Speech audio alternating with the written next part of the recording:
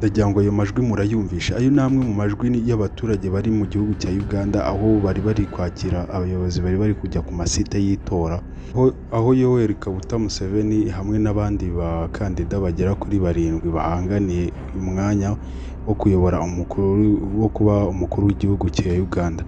Bose bari bageze ku masite agiye atandukanye, aho buri umwe wese yagiye atora, ariko amahirwe menshi cyane muri iki gihugu n'ubundi akomeje kuba yahabwa uyu mukandida Yoweri Kaguta Museveni w'imyaka 81, aho ahanganiyemo n'uwitwa Bobi Wine ndetse n'abandi bakandida benshi cyane. Ndetse ikintu cyakomeje gutangaza abantu hirya no hino nuko aya matora nubwo yakomeje kuba muri iki gihugu cya Uganda ameze gutya, mu biyamamaje bose nta mugore n'umwe urimo, bose ni igitsina gabo, dore ko birimo kuba byavuga ko nibura aya matora aho bimaze kugera batora nyine, kuko ntabwo amatora nyamukuru barayavuga, bavuga ati umukuru w'igihugu ni uyu nguyu gusa. Amatora aho bigeze, Museveni niwe ukomeje kuyobora urutonde rw'abantu bakomeje gutorwa cyane n'abaturage hirya no hino, dore ko nibura aho bageze batora, Museveni wenyine amaze kwiharira umwanya wa 60%, mu gihe abandi harimo nka Bobi Wine, uyu nguyu rero ari ukomeje nawe kuba yavugwa cyane ko nawe ashobora kujya amanota menshi, wamaze kugira amanota 30%.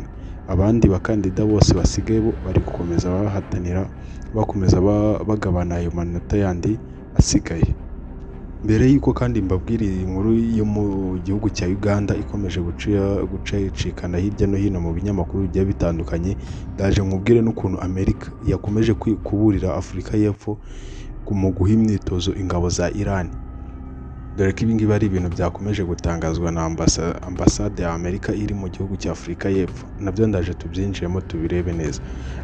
Tugarutse mu gihugu cya Uganda kandi ndagira ngo nkubwire ko mu bantu bataniye kuyobora umwanya cyangwa se umwanya w'umukuru w'igihugu mu gihugu cya Uganda, mu bahatana harimo Yoweri Kaguta Museveni, Bobi Wine, Frank Burira, Robert Kasibante, Joseph Mabirizi, Nathan Nandala Mafabi, Mugisha Glory Muntu hamwe na Mubaraka Serunga Munyanga.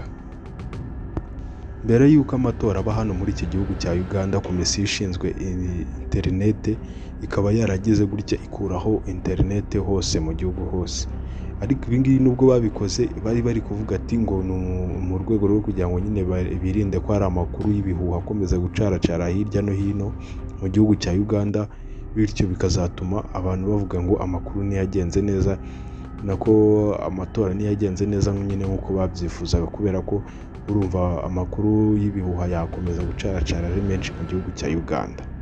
Gusa nubwo byagenze gutya muri iki gihugu cya Uganda, ntibyabujije abaturage kuba nyine batangira gukoresha zimwe mu mbuga nkoranyambaga zitari zimenyerewe cyane gukoreshwa muri iki gihugu cya Uganda, aho batangiye gukoresha urubuga rwitwa BitChat. Uru rubuga rwitwa BitChat rukaba ari urubuga rukomeye cyane narwo, gusa rutigeze rumenyekana cyane kubera ko nyine nyirarwo ntabwo yigeze arushyiramo imbaraga, kuko n'ubundi nyirarwo ni umukire witwa Jack Dorsey. Uyu nguyu akaba ari umukire ukomeye cyane, akaba ari we nyiri Twitter mbere y'uko ayigurisha na Elon Musk. Uru rubuga rero rukaba rwarakomeje gucicikana hirya no hino muri iki gihugu cya Uganda, aho wasangaga mu ma Play Store ndetse n'ama App Store y'amatelefone yose ari rwo rubuga nyine bari kuba bakurikomanda kuba wakoresha cyane, kuko uru rubuga ni rwo abaturage bakoresheje nibura bari kuba bagaragaza ukuntu amatora ari kuba yagenda, bakomeza berekana nyine ukuntu iyi interinete babasha kuba bayikuraho mu gihugu cy'iwabo. Abaturage nyine hirya no hino muri iki gihugu bari batangiye gukoresha uru rubuga rwitwa BitChat. Uyu Dorsey kandi akaba umwaka ushize yarakomeje kuryozwa yuko nyine ibintu byose bisigaye bikoreshwa nyine hifashishijwe interinete, ari niyo mpamvu nyine uyu Dorsey byakomeje bimushyira ku gitutu. Tugiye tubona muri Nyakanga umwaka ushize ahise asohora icyitwa BitChat. Iyi BitChat nta kindi kintu yarije kuba yakora. Iyi BitChat yarije kuba nyine yafasha abantu kuba bakomeza gukominikana, kabone nubwo nyine interinete baba bayikutse cyangwa se bakuyeho imirongo yose y'itumanaho. Iyi BitChat yo nyine ahantu yo itandukanye n'iyi X cyangwa se iyi Twitter yagurishije kuri Mark Zuckerberg. Iyi ngiyi yo ikaba yo isaba ko nyine umuntu aba afite Bluetooth muri telefone ye, ubundi akayikonekta akaza kuba yaganira n'abandi bantu nyine binyuze kuri uru rubuga rwe yakoze rwitwa BitChat. Uru rubuga rero rukaba rwakomeje gucaracara hirya no hino barukoresha binyuze nyine muri ibi bihe by'amatora barimo hariya muri iki gihugu cya Uganda. Gusa ikindi kibazo cyakomeje kugaragara muri aya matora ya Uganda ni uko nyine abaturage ba Uganda nabo baherereye mu gihugu cy'u Rwanda nabo bakomeje kwinuba nyine ukuntu leta yabo itakomeje kubitaho cyane, dore ko nyine nabo bari kuvuga ati dukwiriye kuba twatora umukuru w'igihugu wacu, cyangwa se dukeneye kuba natwe twakishyiraho perezida nyine natwe uzatuyobora mu gihugu cyacu cya Uganda.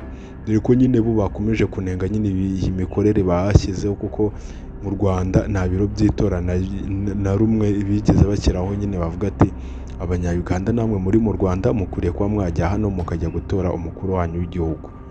Ibi ngibi nabo bakaba bakomeje kubinenga cyane. Tugarutse kandi mu gihugu cya Afurika y'Epfo nyine, aho ambasade ya Amerika muri Afurika y'Epfo ubwo nyine yasohoraga urwandiko rwayo nyine irimo kuba yakihanangiza cyangwa se yatanga umuburo kuri Afurika y'Epfo nyine, kubera ko nyine yafashije Iran mu bikorwa byayo by'intambara.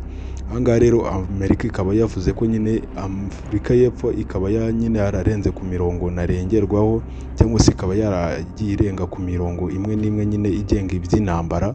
Nyine bakomeza bavuga ko nyine Afurika y'Epfo bakwiriye kuba bayibiryoza. Kuba nyine Minisiteri y'Ingabo ndetse n'abayobozi bamwe na bamwe b'ingabo bemerera nyine igisirikare cya Iran kuba baza gukora imyitozo yabo mu mazi y'igihugu cya Afurika y'Epfo. Ibi ngibi nyine bikaba ari ikibazo gikomeye cyane cyakomeje guteza imvururu mu gihugu cya Amerika nyine mu buyobozi bwabo, dore ko bavuga ko nyine gufasha Iran ni nko gufasha umutwe w'intwaro cyangwa se imitwe y'iterabwoba yitwaje intwaro. Ibi ngibi rero bikaba byavuze ko nyine Afurika y'Epfo nibireba nabi nabo bashobora kuba babafatira ibihano bigendeye kubera ko bakomeje gufasha igihugu cya Iran. Niba mubyibuka neza muri video y'ubushize nabahaye, naberetse ukuntu nyine iyi Iran yakomeje kuba yatwara abaturage bayo bamwe na bamwe bagiye batandukanye, aho nyine batari kuba bavuga rumwe n'ubutegetsi bw'iki gihugu cya Iran. Bamwe mu baturage cyangwa se bamwe mu ba social media influencer bagiye babakubita, bamwe na bamwe barabica, dore ko nyine imyigaragambyo yabo nibura yamaze kuba hapfiramo abantu barenga 2,200. Aba ngaba nyine akaba ari abaturage nyine bagiye bapfira muri iyo myigaragambyo. Ibi ngibi nyine bikaba ari ibintu bitagaragara neza, cyangwa se bikaba ari ibintu nyine bidahura n'amategeko agenga ikiremwamuntu. Kuba nyine habaho imyigaragambyo igeze kuri icyo kigero hagapfa abantu bangana gutyo, dore ko ari abantu benshi cyane ndetse bivugwa ko bakomeje kuba bakiyongera. Ibi bintu rero bikaba byakomeje guteza ikibazo muri Afurika ndetse no muri iki gihugu cya Leta Zunze Ubumwe za Amerika, aho nyine bakomeje kuvuga ati ibi ngibi ni nko gushyigikira nyine umutwe witwaje intwaro. Ndagira ngo nkubwire ati niba uri mushyashya kuri muyoboro wa YouTube channel, ndagira ngo nkubwire ati kanda subscribe ubundi uze kubasha kuba wabona ibindi biganiro bishyashya ngiye kuba nahita mushyiraho byerekeranye n'intambara, cyangwa se ibindi biganiro byinshi biri kuba byacaracara hirya no hino ku isi. Ndagira ngo nkubwire ati amazina yanjye nitwa Abdati. Ciao.